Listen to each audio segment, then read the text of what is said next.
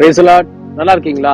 இன்னைக்கு 4வது பொக்கிஷமாகிய நன்மையான காரியங்கள் பிள்ளைகளுக்கு சேர்த்து வைக்க வேண்டியதை குறித்து நம்ம தியானிக்க போறோம்.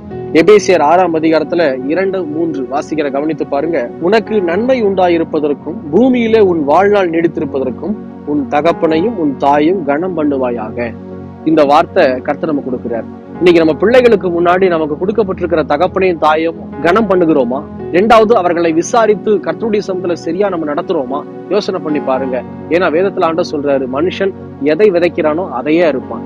நமக்கும் ஒரு நாள் முதிர் வயது வரப்போகுது. அப்படி இருக்கும்போது நம்முடைய பிள்ளைகளுக்கு முன்னாடி நம்ம பெற்றோருக்கு கனம் கொடுக்கல அப்படின்னா அதையே தான் நமக்கும் பிள்ளைகள் செய்வார்கள்.